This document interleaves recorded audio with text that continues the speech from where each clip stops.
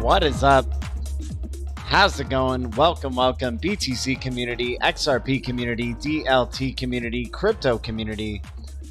What's up, Blue Crew? Welcome to another late night DLT live stream. Appreciate everybody tuning in. Shout out to the Blue Crew. Much love to y'all. Guys, I'm not a financial advisor. I'm not a pro trader, and I'll never tell you what to do. Let me know how the sound levels are. Let me know how the connection is, everybody. We got a doozy tonight. XRP Leon in the chat. KL, what's up, my man? Fab in the house. Good to see you.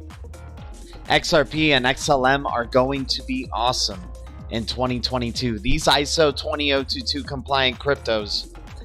Get ready for what we're going to be going over tonight, man. Some pretty exciting stuff, without a doubt. I'd like to definitely hear what the Blue Crew is going to be thinking about this speculation. Very heavily speculative episode tonight, guys. Just saying. Very heavily speculative. I'm dancing on my balcony. Nice feet. Hell yeah, man. DLT, I got a huge question. KL, throw it out, my man. The Blue Crew's here. If I can't answer it, I know they can. That's for sure. Guys, thanks for the 6 viewers and the 8 likes. Coming in bullish on a late night DLT stream. What's up, Night Owls? How you guys doing out there? Good to see you. So, guys, I want to go over, well, let's see what the charts are doing right here. We got BTC back above 30K, which is nice to see. Ethereum bouncing back up, looking like we're getting some green in the past 24 hours, which is nice and encouraging to see.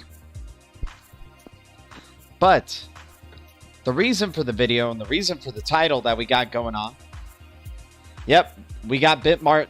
We talked about Bitmart delisting XRP earlier today, my man. We definitely talked about it. I mean, I don't know what it means for long term or anything like that, but hey, it's just one of the Asian exchanges. There's a lot of liquidity for XRPL. But yeah, who knows? Maybe there's another delisting campaign coming for XRP. We'll just have to wait and see. But let me just go over really quick before I catch up with the chat. What are we going to be going over for today? The Milwaukee Bucks, you guys, have won the championship. Counter to what we were believing before. We thought the Phoenix Suns would maybe win tonight and then win Game 7. Replicating almost the Phoenix, if you will. Coming back in the series to catch up after losing 3 in a row. But the narrative was actually about the Milwaukee Bucks coming back from a 2-0. They were down 2-0 against the Phoenix Suns. And the Bucks came back and won 4 games in a row against the Phoenix Suns to win the championship. So the Bucks are the champions. And we're going to be going into this tonight. That is for sure. But let me catch up with the chat. Let's let some other people come in before we start going into this. I think you guys will find this pretty interesting in a speculative sense. Remember, we're just speculating. John Tremblay, what's up? Bones, your Blue Crew. Bone Show. G, appreciate you, John Tremblay. Good seeing you, my man. XRP Leon, economic warfare. Good. Okay. I was wondering a lot if for real we will face cyber pandemic. Do you think Ledger Nano X will wipe the data, or in Faraday bags are safe? I mean, dude, if they're able to wipe our Ledger Nano X's, our Ledger Nano S's, if they're able to wipe all that data, that means they're wiping the data off of these ledgers, and that means, you know, we're in a different world than what open source technologies are looking to provide. If we go into a cyber pandemic where, you know, internet is completely shut down, all the information is gone, all the data is gone, dude, the least of our concerns is going to be about these digital assets and these programs, or these XRP ledgers or other ledgers not being used. You know what I'm saying? So we're going to hedge against that not happening, because that would be utter chaos, right? If there was no internet and it never came back, for example, if the internet shut down, all that stuff, we're on the side of believing they want us to continue trusting in the world that is being created with the internet right now. We're believing that they want us to continue in this narrative of trusting the internet, trusting technology. We're going to see technology improve over time, and the trust with technology will increase versus decreasing. But what could this cyber pandemic be that, you know, Klaus from what does he represent? The World Bank or the World Economic Forum, right? Klaus Schwab, right? He believes, you know, there's going to be a cyber attack sometime soon. We've had like a pandemic in real life, and we're going to also have a pandemic in the cyber world. So what could that mean? Could it be a cyber pandemic where we need to change the structure of what the internet is? Do we need to change the regulations of what it is? We'll just have to see. But my thinking is they want us to continue putting our trust onto the internet, into technology.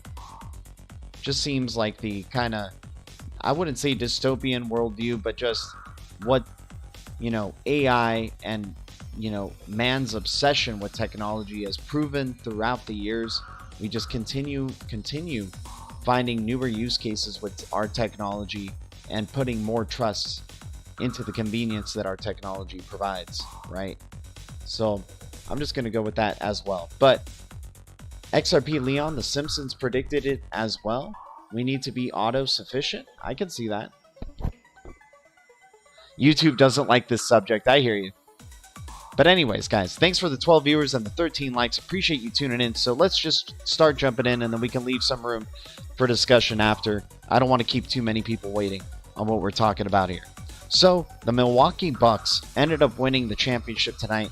And when they won, I was like, at first, my first reaction was like, damn, I was totally wrong on my freaking narrative that I was creating and talking about with not only that I was creating, but some Blue Crew members. You know, we were dialoguing and figuring out maybe the Phoenix Suns make a comeback and end up winning the championship and being like the symbol of the rise of the Phoenix, right? But after watching them win and remembering that the Tampa Bay Buccaneers, the Tampa Bay Bucks, won just recently, and not only that, they spoke today. Remember, that was a piece of news today, that Tom Brady and the Tampa Bay Bucks spoke, right, at the White House today. So you had a day of the Bucks. Today was the day of the Bucks, right? The Tampa Bay Buccaneers, the champions. We all know about their skull and bone symbology, all that type of stuff, right? But now we got the Bucks winning. So you have the Tampa Bay Buccaneers winning the Super Bowl championship. You have the Bucks winning. So what does that mean? Does that mean that the dollar is going to beat XRP? Because we believe XRP and digital assets to be the Phoenix, right? What does this mean? So what I noticed while watching the game, there's this jersey that a lot of fans were wearing. It's a fire jersey. It's a jersey with flames. And it has the Bucks, right? And in fire. And it just reminded me of that Economist cover from 1988, right? I'm sure a lot of you are already familiar with some of this information. Maybe not so much the jersey, the Bucks jersey being on flames. But isn't it funny that Economist cover had the dollars in flames, the Bucks in flames, if you will, right? But maybe guys, we have been interpreting this all wrong. Maybe we have been interpreting the inflation of the dollar, the inflation of currency across the globe, the coming of CBDCs, central bank digital currencies, the arrival that will soon come, right? They're already testing a bunch of CBDCs, central bank digital currencies. They're already testing this stuff, right? China being in the lead, apparently. Maybe the US is sneakily going to come from behind. We'll have to see. But if we look back, maybe we've been viewing this all wrong, guys. Maybe we've been viewing the dollar, thinking because of inflation, because of all these things, that the dollar and its liquidity, along with the euro, along with the yuan, along with some other currencies that are dominant in our world, thinking that they're dead, basically, because of that inflation, because of what's been going on to fiat. We believe at this stage of the game, fiat is a completely dead vehicle, right? We'd rather put our trust into something like gold, put it into something like digital assets, right? And those two will have their part. Those two will succeed, I believe, in this future. Because here, like in the Economist cover, we have a gold medallion worn by this phoenix, right? So, let me get the next song queued up because I like going with the music. You know what I'm saying? So now, what if the fire is a symbol of transformation, right? Instead of death and the phoenix rising from these ashes, what if the dollar somehow in this future ends up coming up to rise from the ashes in the form of CBDCs, central bank digital currencies? And what the impact of these central bank digital currencies will have on the lives of millions, if not billions, in time. Because remember, the goal of these central banks and what they're trying to do is to bring financial inclusion to everybody on the planet. Bank the unbanked, as we have heard. So what if through the transformation of central bank digital currencies and the use of digital assets like XRP, like XLM, like other digital assets that are out there that are not trying to replace fiat, but to be used as tools for this new financial system, the plumbing, if you will, funneling our major currencies of today, like the US dollar, like the euro, like the yuan. And so it made me start thinking, man, have we not been listening? Have I not been listening? Have I been thinking about this other narrative, which is kind of anarchic, right? Where digital assets become the prominent thing that we use, that the global society will use, right? But remember, we've heard Brad Garlinghouse say, people will use digital assets without even knowing it. They're just going to have a better payment experience through their payment providers, through their central banks. Relationships with their banks will get better. So have we just been thinking XRP is just going to be this global currency that everybody's going to use and they're going to be aware that they're using it? XLM is going to be a digital currency that they're going to use. They're going to be aware that they're using it. Bitcoin is going to replace central banking, right? It's going to take over and remove these intermediaries and not be used. So then it made me look back in our history, right? Especially, this is very XRP focused, but when I talk about XRP, I do mean XLM, XDC, XTZ, XDC, HBAR, and Algorand. I do believe they'll all play a part, Atom as well. Still believe in those cryptos. But this started making me look at the narrative in a very, very different way, right? Because then it does make the future of a lot of these cryptos look very bleak, right? That 99% could go away because the major four fiat currencies that have trillions of dollars of liquidity compared to pennies in the market that it is today, right? Crypto still has a lot to catch up on, right? So I'd like to know what you guys think in this perspective, that this is how, you know, through learning about the Bucks winning and what the symbology and what it could mean, right?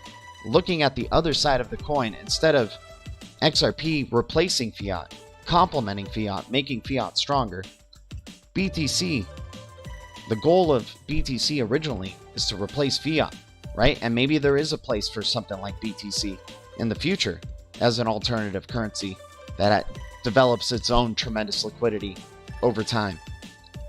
But currently, the liquidity of fiat, it's a lot of catching up to do for crypto, right? And so maybe digital assets that can help facilitate faster payments, faster fiat payments, faster digital dollar payments will be the ones that are able to succeed in this future and maybe have a significant price valuation. So then let's look back. Let's look back here at Chris Larsen.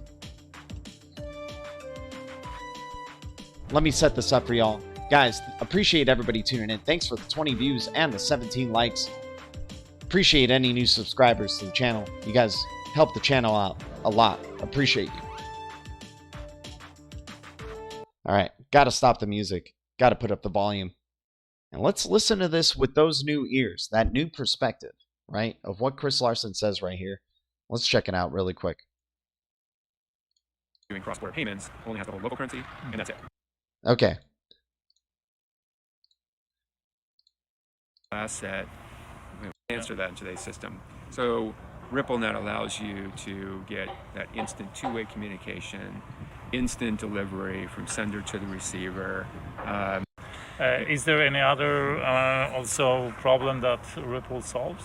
Yeah, so I'll probably put that in a different perspective. And important to note, Ripple is building applications that sit on top of these open source technologies, like the XRP ledger, which is open source, available to everybody, decentralized, and ILP, same thing, open source. You know, everybody can build on it. Nobody owns it. Decentralized.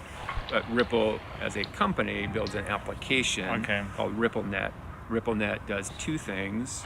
Okay, so we're about to get into his explanation about how the XRP will make fiat stronger. So check this out. Two main things. One, it replaces things like SWIFT and correspondent banking, which are really at the heart of why.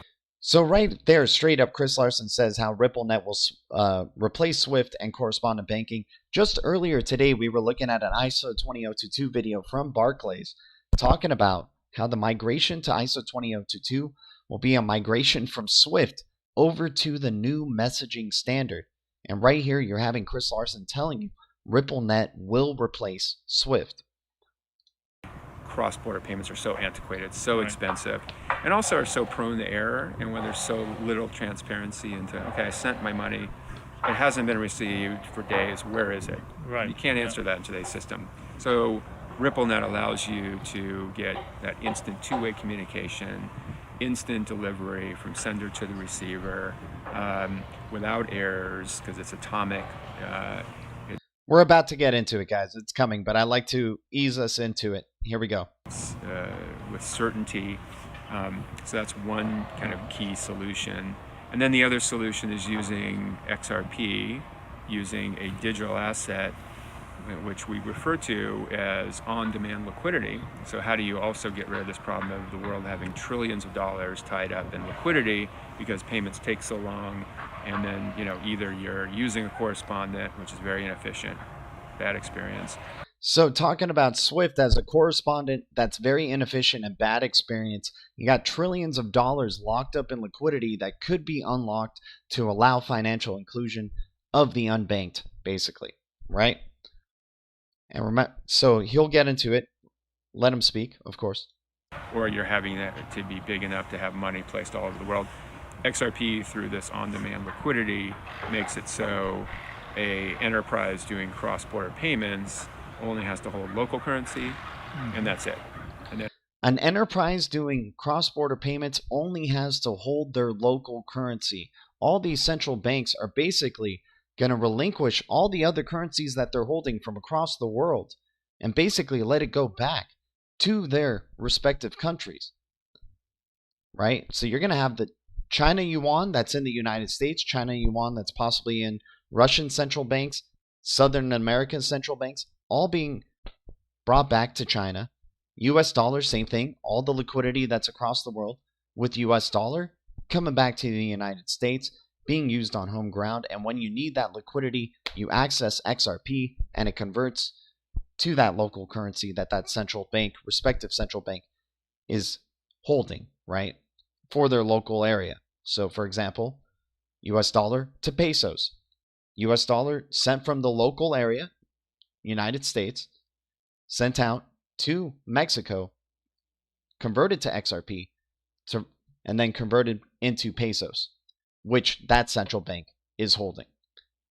And everything else can be utilized on demand to reduce those balances and therefore the costs and the risks and the capital needs that you have today's antiquated system. Okay. You can see that you come from the financial background, and you can. He did say replace the antiquated system, by the way. You see the implications in the financial world of that. Yeah, it's arcane, but it's so important. Right. It's so important for the world. So important for the world. Keeping our ears open. When he's saying so important for the world, what about the future Larson. of cryptocurrencies? Where do you see the future of these digital assets and maybe the role of Bitcoin and Ripple or XRP in that future? So this is where it gets good. This is where it connects with what we're talking about. Yeah, so our view... He asked basically, what's the future of crypto digital assets like Bitcoin and XRP to Chris Larson. So here we go. These digital assets and maybe the role of Bitcoin and Ripple or XRP in that future. Yeah, so our view is that these digital assets really become supplemental to the existing family of currencies, right? So every country still needs its own, Fiat. So Ripple will become supplemental to the existing family of currencies. Pay attention very carefully to what he's saying. Supplemental, not replacing. He's confident in saying that they'll replace SWIFT, but not confident in saying that they'll replace Fiat, right? These digital assets really become supplemental to the existing family of currencies, right? So every country still needs. So once its again, own, let's Fiat listen to that currency. again, because we have to drive that home. Supplemental, guys. It's not going to replace Fiat, right? Maybe the role of Bitcoin and Ripple or XRP in that future. Yeah. So our view is that these digital assets really become supplemental to the existing family of currencies, right? So every country still needs its own, fiat currency for all kinds of reasons. Every country still needs its own fiat currency for all kinds of reasons, right? So these digital assets will be supplemental in the transfers and the payments of those fiat currencies. I won't get into it. It's very complicated, right? Very complicated, the reasons why those countries are still going to be custodying their respective fiat currencies. And I actually think that the big four, the yen, the euro, the dollar, the RMB, they actually, I think, come stronger. The yen, the euro, the RMB, the dollar, all become stronger in this world that we're going into, partially because of digital assets. And he already knows the world, right? He says, in this world we're going into. The euro, the dollar, the RMB, they actually, I think, come stronger in this world that we're going into, partially because of digital assets. Okay. That these digital assets actually contribute to a world that's more interoperable, where more people around the globe can get access to these big four. So more people around the globe can get access to these big four, not access to these digital assets, right? But there is a positive thing about digital assets that he does say here, right here. And most of global commerce is done in the big four. So I think you have a bifurcation going. Most of global commerce is done in the big four. More interoperable, where more people around the globe can get access to these big four. And most of global commerce is done in the big four. So I think you have a bifurcation going on. Those big four get stronger. I think some of the smaller currencies, maybe even more of the very small fiat currencies, become less relevant, maybe even disappear. So, aside from the big four, a lot of the smaller currencies may disappear. A country could have its own fiat, but still use one of the big four. You have lots of like examples. Montenegro, right? Absolutely.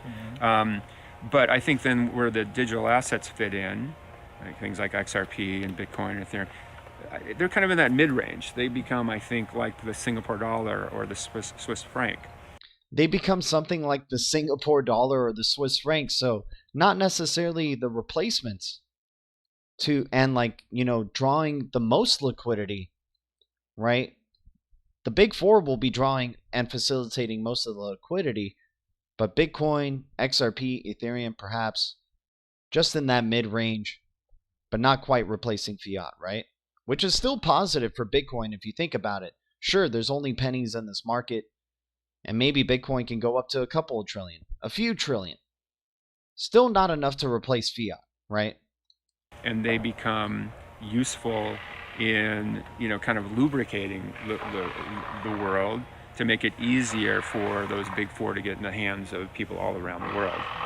To make it easier for those big four currencies to get in the hands of people all around the world, to get the US dollar in the hands of people all around the world, to get the yen in the hands of people all around the world, to bank the unbanked using these digital assets, right? So I thought listening to that, like, kind of refreshed, so that's useful. like, and then it might also be things.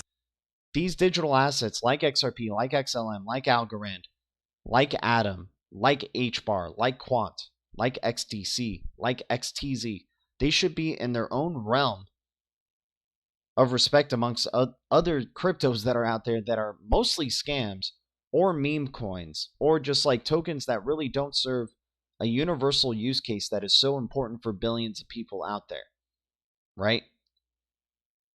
So when they say 99% of crypto is going to go away, it makes sense because most of them are scams. So you're talking about only a handful that will probably be surviving. I'm talking about XRP being a major contributor that can be valued and who knows how many dollars, but that doesn't mean everybody in the world needs to know that they're using XRP. It's really just for these payment providers, these central banks, right, to make these payment connections, to increase their relationship with their customers by banking the unbanked, allowing them to have really great banking services, payment options, and whatnot, right? Let me check out what's going on with the Blue Crew here. Appreciate everybody tuning in. We're going to get to the next video in just a second. Yeah, redwood trees in the background there. There's also something really interesting right here. Look at this guy's necklace that he's wearing around his neck. You barely see it sometimes, but this guy's necklace has an hourglass. It's a red hourglass. It's right down here at the bottom of this frame. It's a red hourglass with gold around it, right? What movie just came out recently, right, that has a red hourglass figure? Black Widow, right? Red hourglass basically at the back of every freaking poster, right? And he has it right here around his neck with gold on it as well. And the Bucks, today, the Bucks won the gold. We're seeing that green and gold. Maybe possibly green standard coming. Maybe possibly gold-backed currencies again. Oh yeah, everybody talking about that as well. So then continuing on, we have Chris Larson from back in the day talking right here. Law enforcement regulators are right to be concerned about any new technology, but we work a lot with law enforcement. We were just in D.C. This week, for example. We work with Promise. Chris, are you seeing pushback? Okay, so here we go. So we think most people will use Ripple using their... We have a math-based currency built into Ripple through technology, really build a new currency. Okay, here we go. How is what you've produced on the coin side, on the digital currency side, different from what Bitcoin's already doing? So what Bitcoin set out to do is really build a new currency that had no central bank. So in a way, Bitcoin... So Bitcoin set out to do was create a new currency that had no central banks, right? is sort of a way of storing value. Ripple is bank, so in a way is really build a new currency. So what Bitcoin set out to do is really build a new currency that had no central bank. So in a way, Bitcoin is sort of a way of storing value. Ripple is a completely different idea. We're using the same breakthrough technology, but we're using it to build a currency agnostic value exchange or value web. So right there, there's so many clues of what we've heard and jargon that we've heard from a lot of these institutions, right? Where they say, yeah, Bitcoin's fantastic, but it's more about the underlying technology, right? And what does Chris Larson say right here? He's like, yeah, it's more about what this technology can do. Is a completely different idea. We're using the same breakthrough technology. Using the same breakthrough technology, that underlying technology, but using it in a different way, right? So I'll play it throughout. That had no central bank. So in a way, Bitcoin is sort of a way of storing value. Ripple is a completely different idea. We're using the same breakthrough technology, but we're using it to build a currency agnostic value exchange or value web. So you actually don't need to adopt a new currency agnostic value exchange value web, virtual currency to use Ripple. You can use it with dollars, euro, yuan, real, anything you like.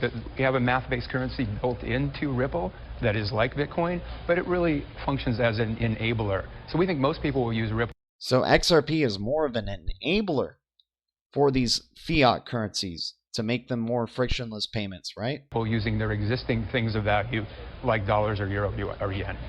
So to what extent, Chris, are you... Most people will use Ripple using their existing things of value like dollars or euro or yen. Most people will use Ripple using their existing things of value like dollars or euro or yen. Enabler. So we think most people will use Ripple using their existing things of value like dollars or euro or yen. You get it? So to what extent, Chris, are you seeing pushback? I know one of the companies that you risk taking market share from is a company such as Western Union. I mean, this is a pretty... Okay, so yeah, that video is great in general, but that's more in line of our narrative right here that we're going, right? So most existing companies, banks will be using these fiat currencies, and XRP is going to be able to help.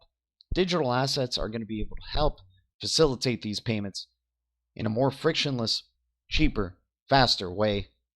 So if you're getting a cheaper and faster payment experience, but yet you're trying to tell people you're already getting it through your fiat, by the way, because that's what they're setting up right here with ISO 20022, with the XRPL, with Interledger Protocol. It's by providing people with a better payments experience. So they're going to love their relationship with their bank. They're going to love being able to send small amounts of payments across the world instantly and have it settled instantly. It's going to be a whole different payments experience, right? And you're also bringing in financial inclusion of the unbanked, banking the unbanked. So then crypto adoption as a mass adopted thing, it makes sense in terms of XRP being mass adopted because it's just being... People are using XRP without even having to know they're using XRP because they're just using their fiat, right? They're just going to be using their fiat to make these cheaper payments, faster payments, right? Who wants to deal with the volatility and craziness of something like Bitcoin or crypto when you're just already having your better payment experience with your fiat, right? And the possibility of that fiat being backed by something, you know, maybe applying to a certain standard, maybe a gold standard. We'll just have to wait and see. So then we go over to Brad Garlinghouse here.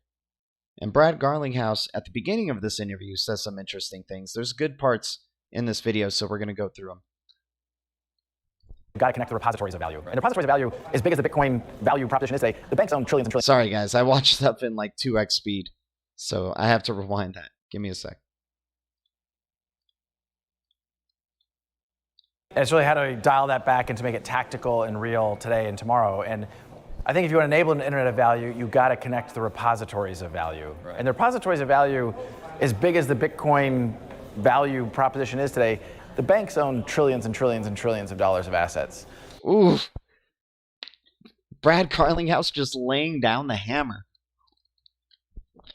of the amount of liquidity there currently is in Bitcoin versus the repositories of value versus fiat. that is in the trillions upon trillions upon trillions upon trillions of dollars.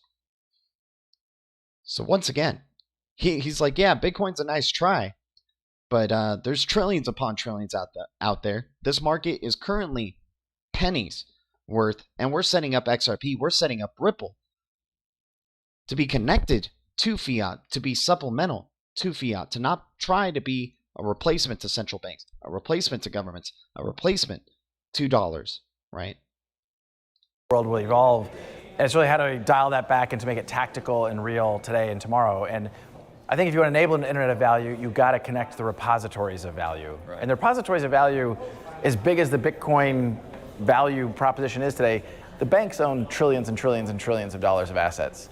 So if we want to enable an internet of value, we've got to connect the banks and payment service providers and MSBs, and we're excited to have made a bunch of progress on that. So how you no wonder really why it's taking so long for XRP to take off. It's a freaking global operation right here. It's a massive narrative that they're forming for the rise of this Phoenix, for the rise of XRP as a digital asset, for the rise of fiat, guys. That is the main takeaway from this whole stream, is the fiat, the Phoenix, not necessarily XRP, is the dollar, the yen, the euro, the RMB, the Phoenix. XRP Hala, exactly, man. It's not there to replace it. By the way, XRP Hala, here's a wrench. With the wrench comes great responsibility. Please use it wisely. Welcome to the Blue Crew, my man. Thanks to any new subs to the channel. But yeah, XRP is not there to replace the US Treasury, my man. It's not there to replace the Fed. It's there to help facilitate payments. Be used as a tool to help facilitate payments in a quicker, faster, cheaper way. More secure, right? So let's continue on. But very interesting right there, because Bitcoin is, we've already heard from Chris Larson and Brad Garlinghouse saying Bitcoin was meant to be a currency outside of banks, outside of central banks. Maybe a store of value. Maybe it is a store of value. Maybe Bitcoin is, like we heard him earlier, saying one of those major cryptos that gets to coexist and kind of replace smaller countries' currencies, but not the big four, right? And it's definitely sure that Bitcoin isn't going to be a facilitator or bridge that fixes the plumbing, if you will, greases up the big four for cheaper, faster, more secure payments. So Ripple connecting to repositories of value, connecting to the MSBs, connecting to the payment service providers, connecting to central banks.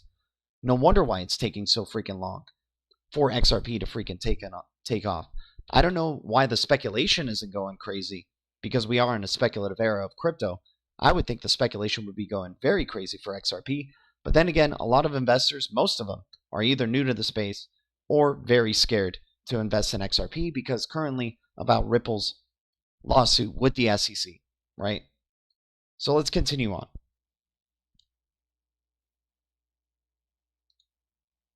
Form to survey need to sell books, and then they did another vertical and another vertical and another. Ripple will remain focused on ago, I think. And let's go view. And that component of it is a simple topic, right? Yeah. So that idea, what you talked about building this conference out, makes sense because education and that component of it is massive. Yeah, I think one of the things that has served Ripple incredibly well is, I think, in contrast to some in the community that are kind of taking a very horizontal view, we're talking about literally over 100 use cases. We've been very specific about one, right? Payments, particularly. So while all other cryptos are trying to find these specific use cases, and how some cryptos saying that they can do all the use cases, they can do supply chain, they can do payments, they can do smart contracts, they can do this, they can do that, right? All XRP has done is focus on payments, right? Horizontal view, we're talking about literally over 100 use cases. We've been very specific about one, right? Payments, particularly cross-border payments. And let's go deep in really understanding that product set, that need, that customer, how you sell into that customer. And so I think, as I look at where we are today relative to a year ago, I think that focus and really understanding that segment and that customer and being able to go deep and really solving that problem has served us incredibly well, and it will remain focused on payments. It's obviously a massive industry. The problems we're solving can be measured in the trillions of dollars. That isn't to say that I don't think there's other great blockchain use cases, and eventually maybe Ripple will address some others. But today, I kind of view it as the earliest days of Amazon, where Amazon said, hey, we're a bookseller. I mean, the first name of Amazon was not Amazon, it was Amazon Books. And they built a platform to serve a need to sell books. And then they did another vertical and another vertical and another vertical, and then obviously productized the platform. I think the best way to build platform technologies isn't by trying to be that horizontal, because by the time you build a platform, the needs have changed and evolved. If you build it really successfully for one vertical, in this case a really big one, you can put yourself in a really good position to build it up for others as well. So they're going the long game. They want to make sure they get this payments thing down because they believe blockchain is the most useful currently, and they want to master this for payments. And once they can build that payments infrastructure, build that internet of value, who knows what else Ripple can do? Who knows what else the XRPL could do, right? And we're already starting to see the other use cases that possibly this XRPL and XRP could provide, and what Ripple is looking into as well with their partnerships like Raised in Space, right? Or Rise in Space. I forgot what their RIS, right? The music NFT industry. Forte for the gaming industry as well. So they're focused extremely on the payments thing, and of course they're trying to tackle a problem that's trillions, or like XRP native is saying, quadrillions of dollar of a problem. So that's a pretty good vertical to go to first. If you're a blockchain, if a distributed ledger technology, especially one that is representing the ISO 20022 standards body and the only DLT platform that is doing so currently. Of course, there's compliant ISO 20022 cryptos like the HBAR, XDC. I understand, guys. You can tell me other cryptos that are ISO 20022 compliant, but the only one that's currently that's a crypto company focused on DLT, like Ripple, is part of the ISO 20022 standards body. Right. So,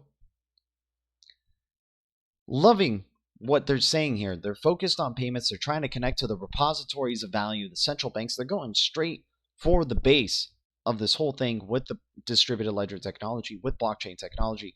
Of course, it's going to take a freaking decade to do. Of course, it's going to take many, many years to do. Right. That's why XRP is a very long-term investment.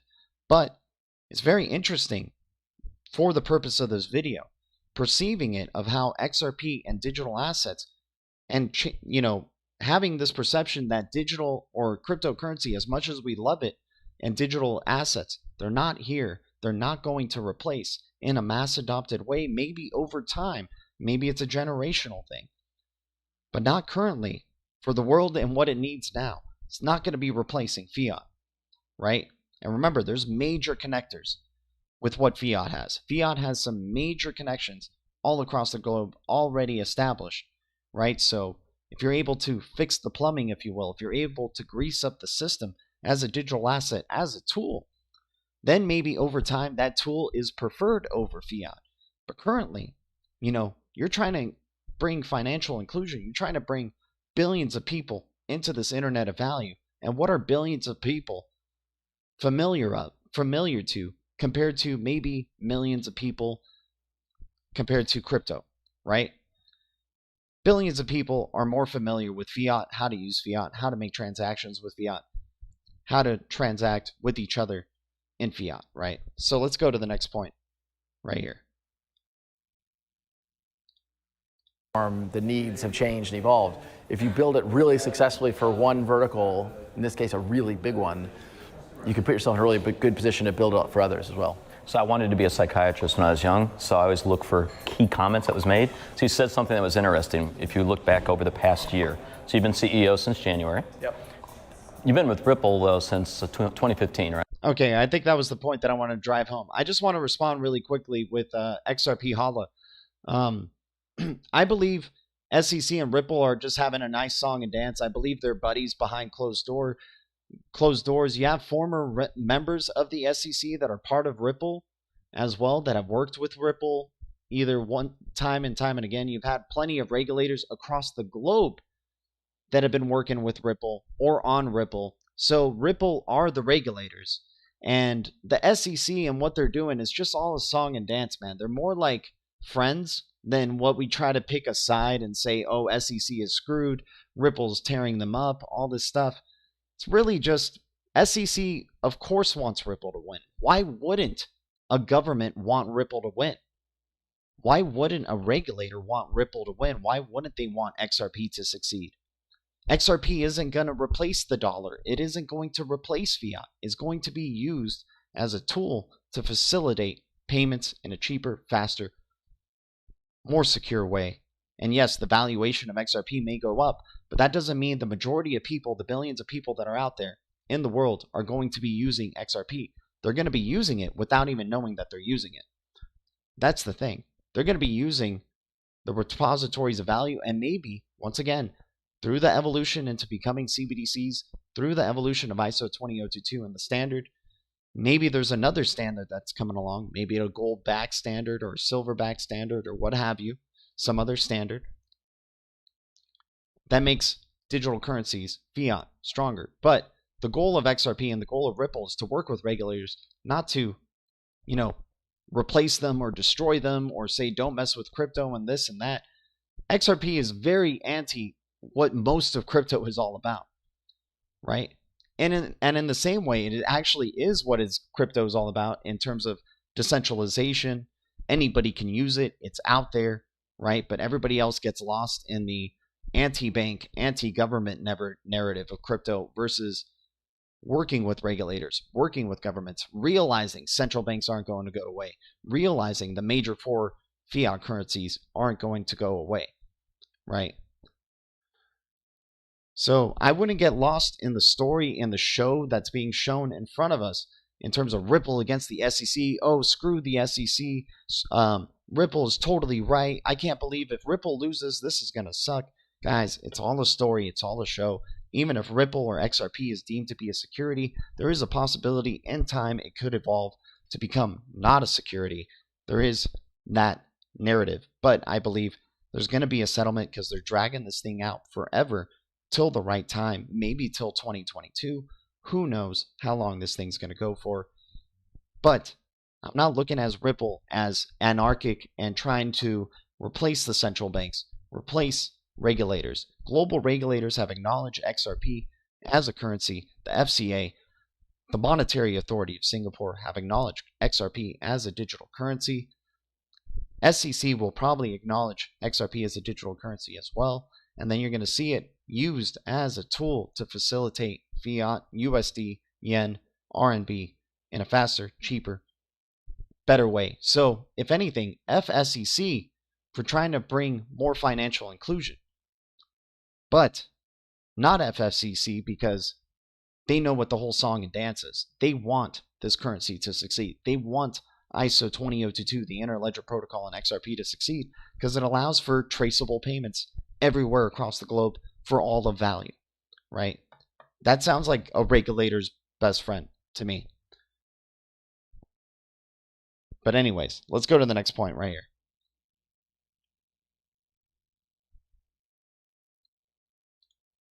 Then and even now think, some of the consumer use case that had a lot of the excitement and energy in 2015 when I joined Ripple, I felt was early and premature. And so, Ripple, and as you know, Ripple was a little bit of a contrarian, or a lot of a contrarian, and kind of saying, look, we don't think governments are going away. We don't think banks are going away. We don't think fiat currency is going away. But we still think there's a role for digital assets to play in reducing friction and accelerating the speed and reducing costs associated with payments. So when I started to talk to Chris Larson, they were recruiting to hire somebody as COO. Being a Bitcoin enthusiast or crypto enthusiast married with, I thought, a very pragmatic vision of how you actually bring this forward. And revolutions rarely happen by going to the end point first. Instead, it's a crawl. I use the expression internally about crawl, walk, run. And you got to crawl before you walk, before you run. And I think the progress Ripple's making for the industry is, I think, moving the whole revolution forward. And remember, this is from 2017, guys. This is before a lot of other digital assets came into existence. But Paul Chrisman, when I do talk about XRP, when I talk about digital assets, I am including HBAR, XDC, XTZ, Algorand, Quant into that equation. You name it, it's ISO 20022 compliant or friendly or ILP friendly. I'm including that in there as well. But it seems like Ripple XRP Interledger Protocol is very prominent at the center of this, or close to the center of this, I would like to think. And, you know, what we have going on here, yes, the greatest show on earth, exactly, legendary. What we have going on here with the SEC, what's going on with Ripple, what's going on with the global regulators, right? Everybody around the world thinks XRP is a digital currency, except for the SEC so far, and they're the last ones who are going to have the say. It's a big song and dance, like I said before, but listening to what he was just saying right here, it's not going to replace banks, it's not going to replace fiat, right? So what's it going to be used? Digital assets playing a role to help make payments cheaper, faster, and more secure. And going back to what Brad Garlinghouse was saying about focusing on one specific vertical, like Amazon Books did for books, and then created, you know, a multifaceted platform, multi-vertical platform. Who's to say XRP in the future can't be doing what Theta is doing, for example? A lot of people love Theta. I love Theta. I'm invested in Theta. But, you know, let's speculate a little bit further here and view it as like a walk, you know, like Brad Garlinghouse says, crawl, walk, run approach. Master this one vertical that's a problem in the trillions of dollars. Get that trillions of dollars of liquidity flowing through XRP. So then you already have this secure base of income, volume, right, coming through the XRPL. Now imagine the other verticals you can start going after. Maybe the vertical that Theta is trying to do with video streaming, with content streaming. You already have something like Coil that is allowing you to pay. Some of you are Coil enabled and watching the stream, and it's allowing me to get micropayments, you to send micropayments for the content you want to watch, to listen to, right? So in a way, you're already getting something like a Theta experience through Coil with the XRPL. And remember, it's really good in payments, really good and fast with payments and secure, right? And if you're having trillions of dollars flowing through the XRPL, just imagine all these other verticals that can follow along with that. You already have them working in the music area. They have a partner that's involved in the music. You already have them. I'm starting to lose my voice. You already have them involved in the gaming area, right, with Forte. And I'm sure Gala Games and their collaboration with Flare has something to do with it as well. But that's something to really pay attention to and kind of view it in a turtle's pace in terms of crypto adoption and digital asset adoption and how it's going, right? Yeah, JMR Elroy, he's like, dude, the guy's losing his voice. This is crazy. Yeah, Hinman takes the fifth. That would be crazy.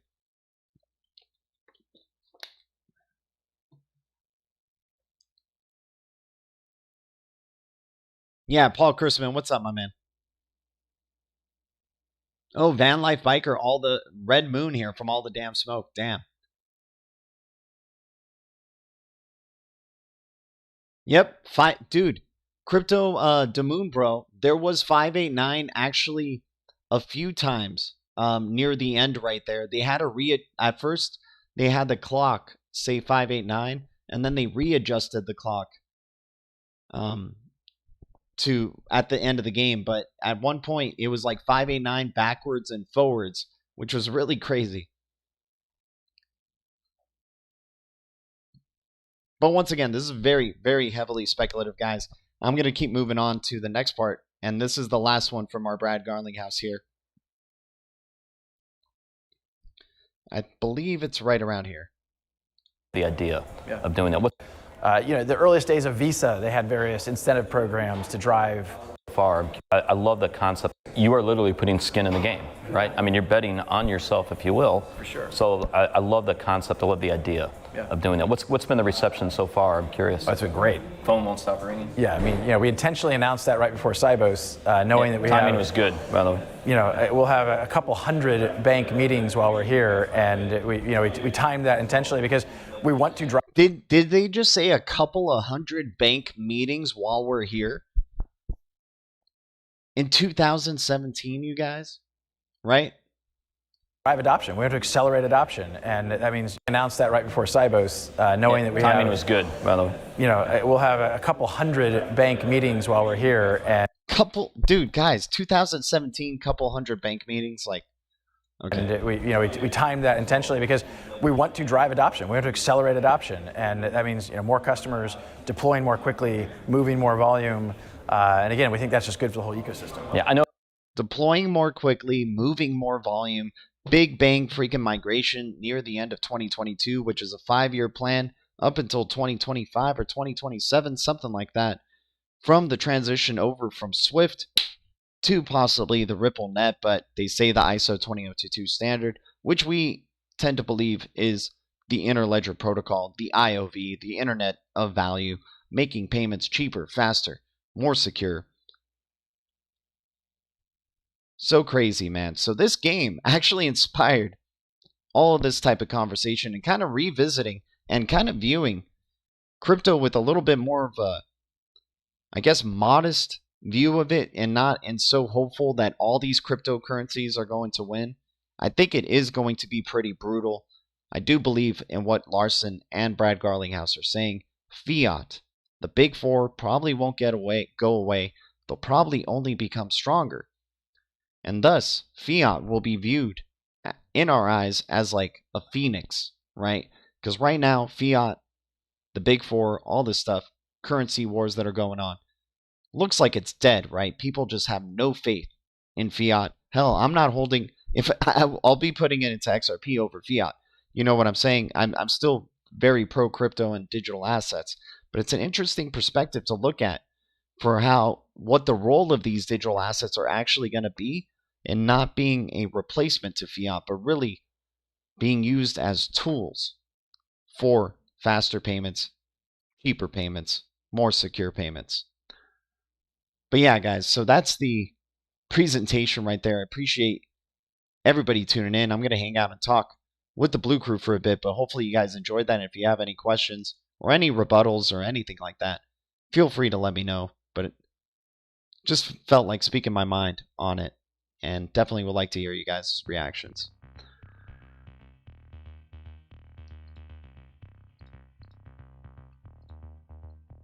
Yeah, crazy, man. Crazy. Bucks winning.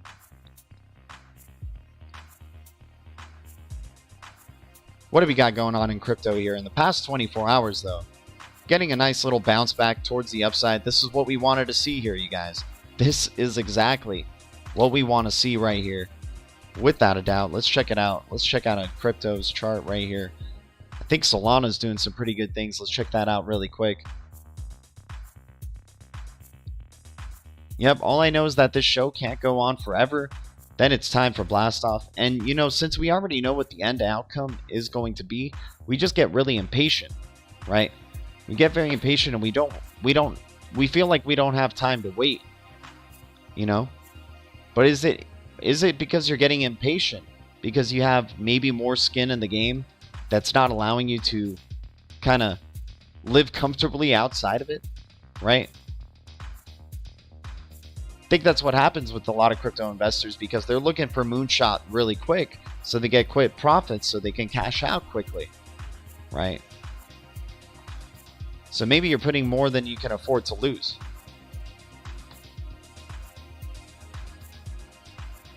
Josiah Turner, love the show. The bounce of the market is what's keeping me up. Glad to be here. Hell yeah, man. Thanks for your input. Question, what year did it moon before 2017? Was it 2011? Dan Life Biker, that's a good question, my man. Let's check it out for BTC. Let's go back to BTC really quick. But I like seeing this bounce. All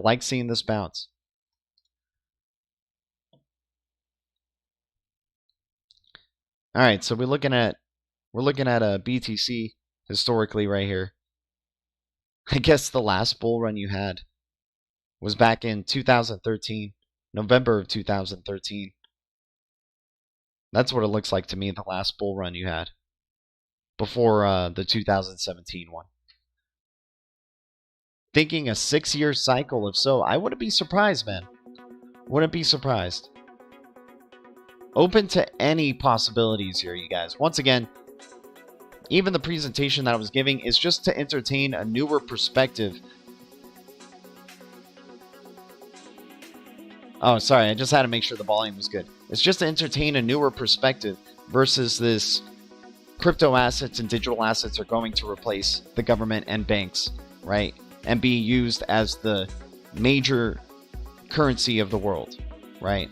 That might be a generational shift that's going to probably take quite a long time to shift over. But you know what you could do is bring financial inclusion to billions of people in the world and let them have access to the most liquid currencies that are out there right now, which are the dollar, the yen, the RMB, the euro, right?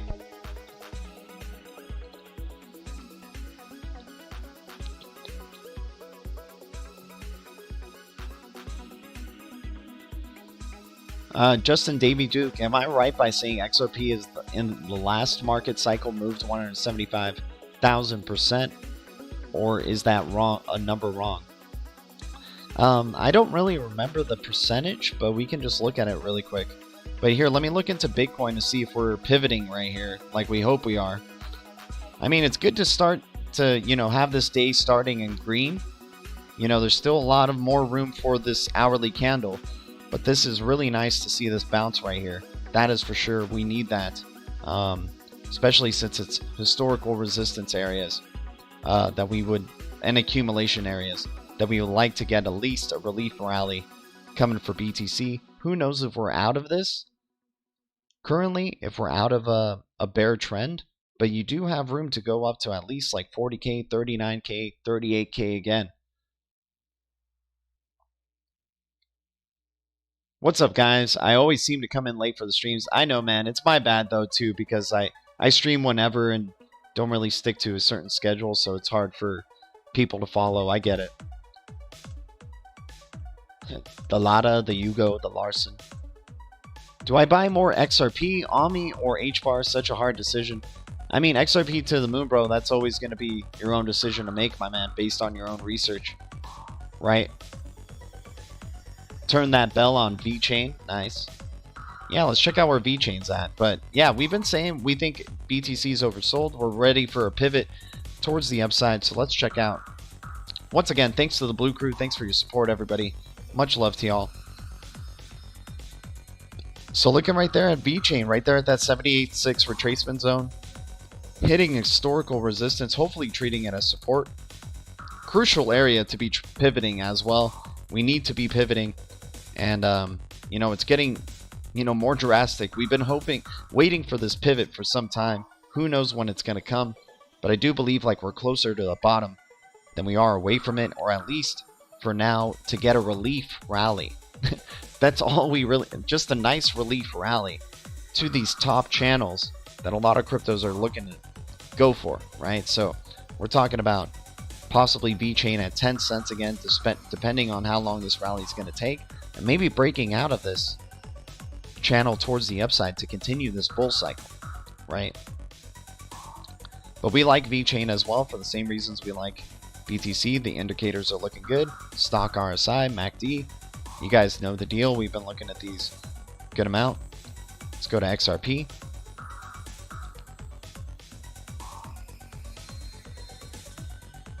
So yeah, good to see some green coming in for XRP right here as well. Historical resistance being visited. Could be oversold right here as well. Go from our low to the high. Right around the 78.6. Crucial resistance is being tested. Let's see what happens, guys. I mean, a lot is going to be determined by this weekend and the end of July, I believe, on which direction this crypto market's going to be going ultimately, especially for crypto assets like XRP, XLM, VeChain, BTC, the whole like. Humor me and check out HODL. I got you, Paul Chrisman.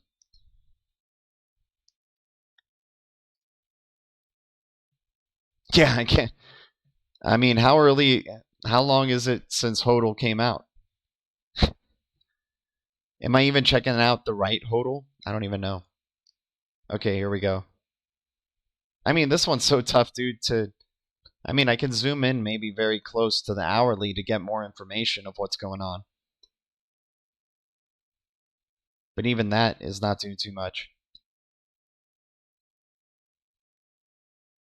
I mean, here, like, I don't know too much about this project, my man, so it's hard to do TA.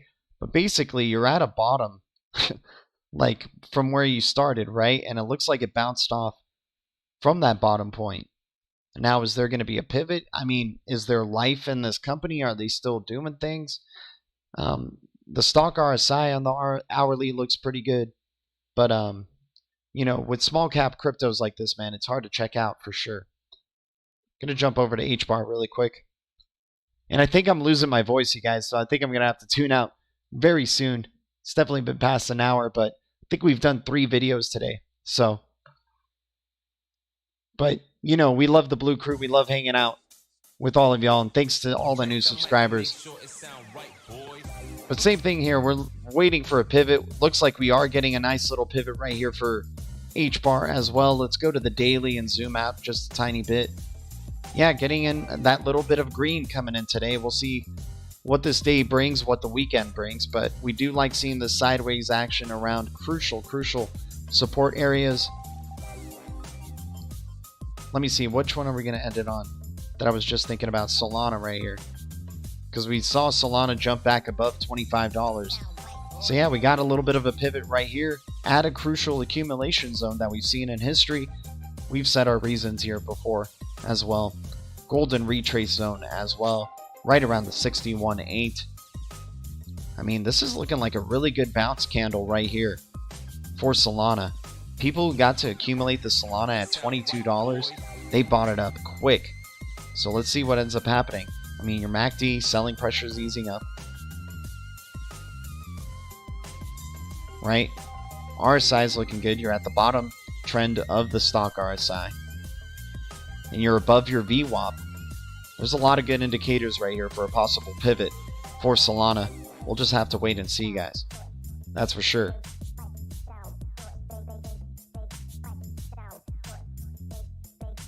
Always grateful to you guys. Thank you guys so much for your support to this channel. Really means the world. Yeah, possible. Let me say, yeah, possible 20% at least pump up if we get a relief. And then even more so, if we break past that, we can go back to $42, which would be amazing gain for the Solana. So you're kind of stuck right in between here for now. We'll see how this works out. But Van Life Biker, appreciate you tuning in. Guys, everybody, appreciate you tuning in. And just for Vet XRP, oh, that was the wrong hodl right there. Paul Chrisman, my bad, my man. But Vet XRP will just entertain you right here for Doc, and then we're going to have to tune on out. Appreciate you tuning in, man. Thanks to everybody. Thanks for your support. Hopefully you guys enjoyed that presentation.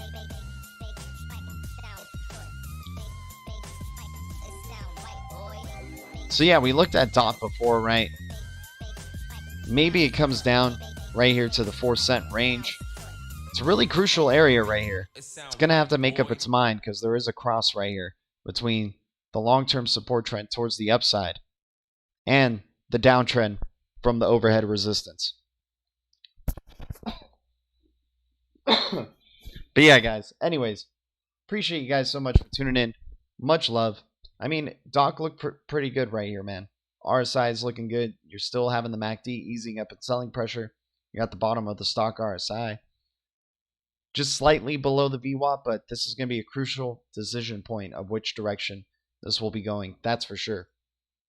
But anyways, much love to the Blue Crew. Thank you guys so much for tuning in. I'll see you guys in the next one. Thank you. BTC community, XRP community, DLT community, crypto community, Blue Crew, Legendary, my man with the $2 drop. Appreciate you, my man. Thanks for your constant support to the channel, my dude. Much love. All the communities out there, thank you guys so much. See you guys in the next one. Future is distributed ledger technology, and the future is bright. Our future is bright. See you in the next one, Blue Crew. Adios.